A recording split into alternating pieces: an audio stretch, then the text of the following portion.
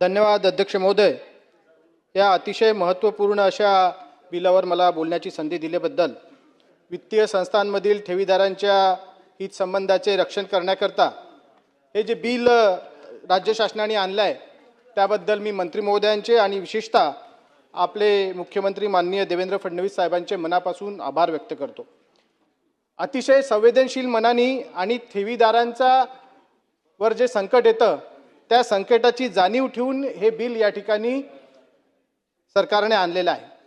अध्यक्ष महोदय, आज आपण पाहतो की सर्वसामान्याचा जनतेचा जो घामाचा पैसा असतो, जी कमाई असते, ती संपूर्ण कमाई जेव्हा त्या एखाद्या वित्तीय संस्थेमध्ये ठेवीच्या स्वरूपात लावतात आणि अचानक त्यांना कळतं की ती ठेवीदारांची ती संस्था, ती वित्तीय संस्था त्या ठिकाणी काहीतरी भ्रष्टाचार झालेला आहे, गैरकारभार झालेला आहे आणि एका रात्रीमध्ये या सर्व ठेवीदारांच्या ठेवी हा क्षणार्धात त्यांना मिळत नाहीत. एक मोठं आर्थिक संकट या कुटुंबांसमोर येतं.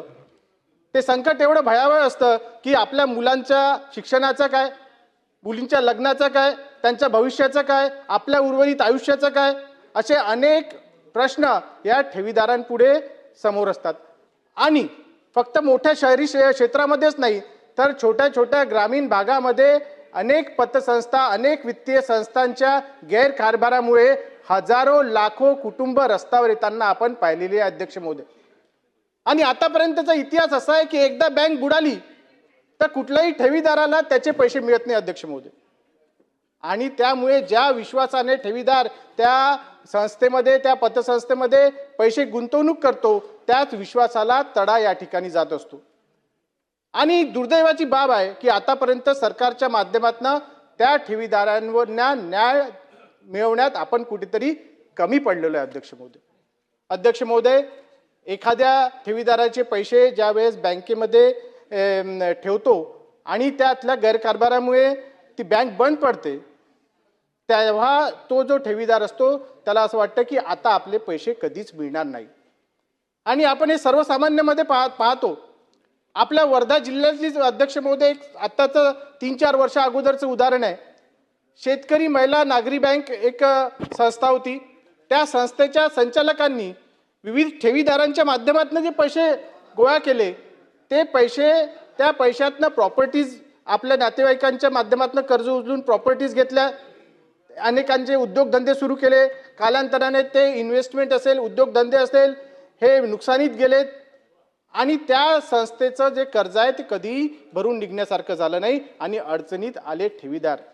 अध्यक्ष महोदय, मागील 3-4 वर्षापासून हे सर्वसामान्य कुटुंबातले ठेवीदार आपल्या सर्वांकडे चक्रा मारतायत. त्यांना न्याय मिळालेला नाही. का न्याय मिळाला नाही अध्यक्ष महोदय? आपण MPIDचा प्रस्ताव तयार करतो. MPIDचा प्रस्ताव तयार करायला 2 वर्ष जातात अध्यक्ष महोदय. MPIDचा प्रस्ताव तयार करून मंत्रालयात गेल्यावर त्याला मान्यता मिळायला 1 वर्ष जातो अध्यक्ष महोदय. तो प्रस्ताव प्राप्त झाल्यानंतर, मान्यता झाल्यावर जेव्हा कोर्टात केस उभी राहते तेव्हा कोर्टामध्ये अध्यक्ष महोदय वर्षोनवर्ष ती केस चालू राहते. कधी आरोपी सहकार्य करत नाही, कधी जज बदलून जातात, कधी गव्हर्नमेंट लीडर उपस्थित राहत नाहीत, कधी पोलीस यंत्रणा या ठिकाणी केसमध्ये इंटरेस्ट घेत नाहीत. अध्यक्ष महोदय, हे सर्वसामान्य जो ठेवीदार आहे तो आयुष्यातून उठून जातो. एक एक दिवस जगणं त्याच्यासाठी कठीण होऊन जातं. म्हणून या निमित्ताने माझ्या काही सूचना आहे अध्यक्ष महोदय की अशा प्रकारच्या संस्था ज्या फ्रॉड आहेत, ज्या दिवसा ढवळ्या सर्वसामान्य माणसांच्या ठेवीदारावर दरोडा टाकतात, त्यांना आपण अटकाव कुठल्याही कायद्यामार्फत करू शकत नाही का अध्यक्ष महोदय? माझ्या पाण्यातली एक संस्था अशी आहे अध्यक्ष महोदय की त्यांनी मोठा एक ऑफिस भर चौकात सुरू केली बँक.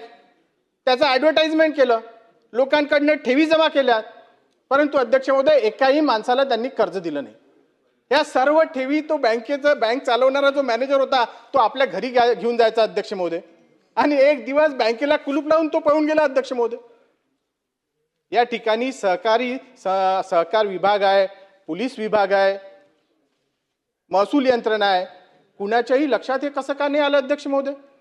एखादी बँक जर, एखादी वित्तीय संस्था जर उभी राहत असेल तर तिच्याकडे परमिट आहे की नाही, व्यवस्थित लायसन्स आहेत की नाही, RBIचे रूल्स अँड रेग्युलेशन फॉलो केले की नाही, त्याद्वारे जर काही वित्तीय ट्रान्झॅक्शन होत असतील तर ठेवीदारांच्या सुरक्षेबाबत काय, याची सहनिशा कोणती संस्था करेल अध्यक्ष महोदय? आणि यासाठी आपण ते ठेवीदारांचे पैसे गायब झाल्यावर त्यासाठी कुठल्या संस्थेला आपण जबाबदार धरायचं अध्यक्ष महोदय? अध्यक्ष महोदय, मला असं वाटते की अशा प्रकारे सर्वसामान्य ठेवीदारांना संघटित गुन्हेगारीच्या माध्यमातून ही जी लुबाडणूक चालते याच्यावर कठोर कारवाई, कठोर कायदे आणणे आवश्यक आहे. ज्या प्रकारे मनी लॉन्ड्रिंगचा कायदा आहे अध्यक्ष महोदय, PMLAचा कायदा आहे अध्यक्ष महोदय, एन्फोर्समेंट डायरेक्टरेटचे कायदे आहेत, त्या पद्धतीने अशा पद्धतीचं जर ठेवीदारांचं कोणी फसवणूक करत असेल, त्यांना आयुष्यातून उठवण्यासाठी जर कोणी प्रयत्न करत असेल तर अशा पद्धतीचे कडक कायदे आणणे आवश्यक आहे अध्यक्ष महोदय. एकदा जो कोणी फसवणूक करणारा आहे तो जर जेलमध्ये गेला तर 20 वर्ष बाहेर आला नाही पाहिजे अध्यक्ष महोदय. अशा प्रकारची भीती जर गुन्हेगारांमध्ये राहील तरच अध्यक्ष मला असं वाटतं की आपण अशा प्रकारची फसवणूक भविष्यामध्ये रोखू शकू. या ठिकाणी अध्यक्ष महोदय, आपल्याकडे मकोका सारखे कायदे आहेत, मोका सारखे कायदे आहेत. अशा पद्धतीच्या कायद्यांचा उपयोग आपण या ठिकाणी या गुन्हेगारांना शिक्षा देण्यासाठी का करत नाही अध्यक्ष महोदय? आपण याच्यावर सुद्धा विचार करायला पाहिजे अध्यक्ष महोदय. आणि मला असं वाटते की एकदा कोर्टात केस उभी झाली तर ती कालबद्ध पद्धतीने त्याचा निकाल लागला पाहिजे अध्यक्ष महोदय. नसरापूरचं आपल्यापुढे उदाहरण आहे अध्यक्ष महोदय. सरकारची इच्छाशक्ती असेल आणि सर्व सिस्टीम एकत्रित येऊन काम करू शकल्या आहेत तर बलात्काराच्या जो आरोपी आहे त्याला 2 महिन्यात आपण फाशीची शिक्षा देऊ शकतो, हे आपण सिद्ध करून दाखवलं अध्यक्ष महोदय. मग हे हजारो कुटुंब जे रस्त्यावर येतात, आयुष्यातून उठतात, त्यांना आपण 1 वर्षामध्ये त्यांच्या ठेवी परत का नाही देऊ शकत अध्यक्ष महोदय?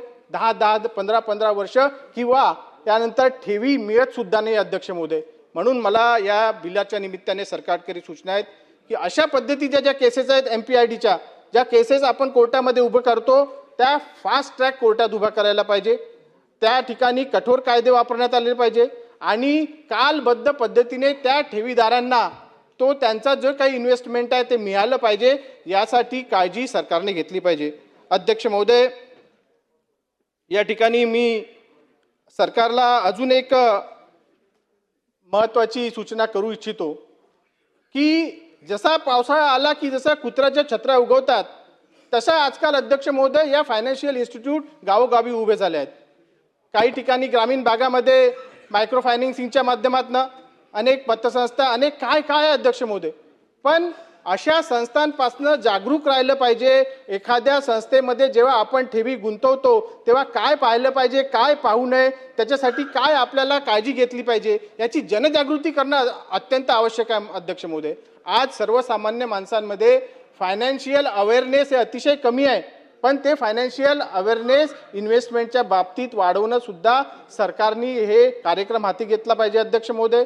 आणि माहिती विभागाच्या मार्फत अशा इन्व्हेस्टमेंटच्या बाबतीत अशा फ्रॉड फायनान्शियल इन्स्टिट्यूटमध्ये पैसे गुंतवताना काय काळजी घेतली पाहिजे या बाबतचा जनजागृती अभियान सुद्धा सरकारने अवलंबणे आवश्यक आहे अध्यक्ष महोदय. मी परत एकदा या बिलाच्या माध्यमातून सरकारने जो ठेवीदारांमध्ये एक विश्वास निर्माण केलेला आहे त्यासाठी सरकारचे अभिनंदन करतो आणि या बिलास समर्थन देतो. धन्यवाद अध्यक्ष महोदय.